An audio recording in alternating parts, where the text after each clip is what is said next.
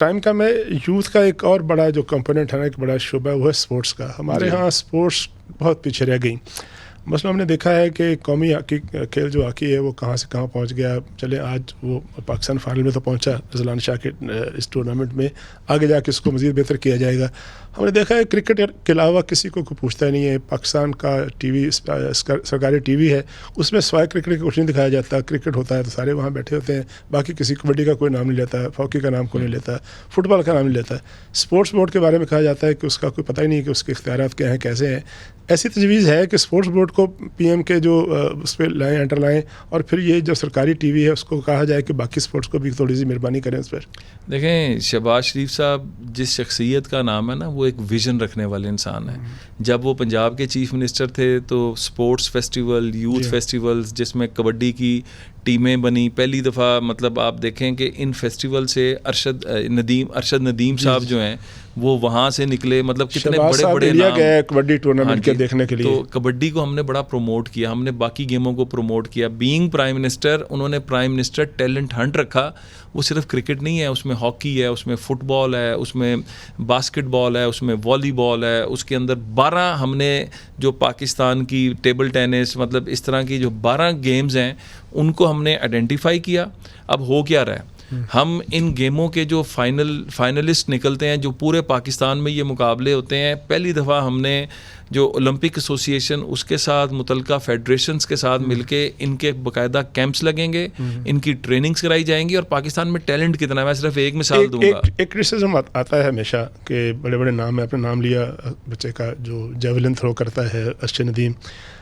مہینہ پہلے خبر آئی کہ اس بیچارے کے پاس جو ہے وہ جیولن ہی نہیں موجود. اس کی سب سے جو خستہ ہے، ٹوٹی پھوٹی ہے، اور اس کے پاس 8-10 لاکھ روپیہ غالباً اس کی قیمت ہے، وہ نہیں تھا اس کے پاس، جس کی وجہ سے اس کی ٹریننگ جو ہے ابھی لیٹ ہو گئی ہے تھوڑی سی. تو اس کے لیے کیا کیا آپ نے؟ فوری طور پہ پرائم منسٹر صاحب نے جب ان کو پتہ لگا، انہوں نے اس کو اپنے پاس بلایا، اس سے اس کے مسئلے سنے. اس کے ویزے کے ایشوز بھی تھے، اس کے وہاں پہ رہنے کے ایشوز بھی تھے، اس کے جیولن کے ایشوز بھی تھے. کیش اماؤنٹ بھی دی اور باقی چیزوں میں بھی ہیلپ آؤٹ کیا. یہ شہباز شریف صاحب، اور جو میں آپ کو اگلی بات کرنے لگا تھا کہ ٹیلنٹ ہمارے بچوں میں اتنا ہے کہ یہ ہاکی کے اوپر 2 کیمپس بنے ہوئے تھے اور ہماری ٹیم اذلان شاہ جا ہی نہیں پا رہی تھی.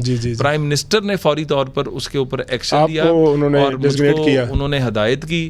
اور اس کے بعد ہم نے ان بچوں کا اور کچھ نہیں کیا، صرف میرٹ کے اوپر ٹرائل کرائے. ایک قومی کیمپ لگایا، 3 دن کی ٹریننگ کرائی.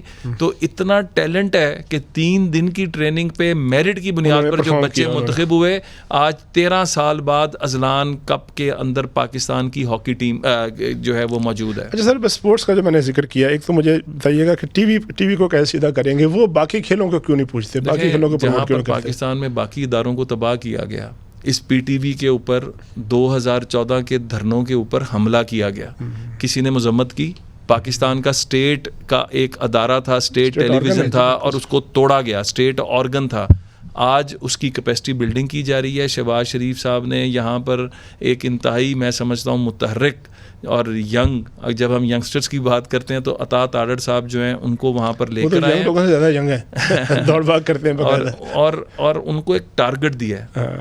پی ٹی وی کا آپ انشاءاللہ ڈرامہ بھی ریوائیو ہوتے دیکھیں گے، پی ٹی وی سپورٹس جو ہے اس کو بھی ریوائیو ہوتے دیکھیں گے. اور یہ تمام سپورٹس کو اب یہ اس کی اونرشپ بھی لے گا پی ٹی وی. اور آج ہاکی کا میچ لائیو دکھایا جا رہا ہے. یہ بھی پرائم منسٹر صاحب کی خصوصی ہدایت پہ کہ پوری قوم جو ہے ہاکی جو قومی کھیل ہے اس کو دیکھے. اور ہمارے جو چیمپئنز ہیں، یہ نئے ہیروز ہیں پاکستان کے جو آج پرفارم کر رہے ہیں، ان کو ہم خراج تحسین پیش کریں.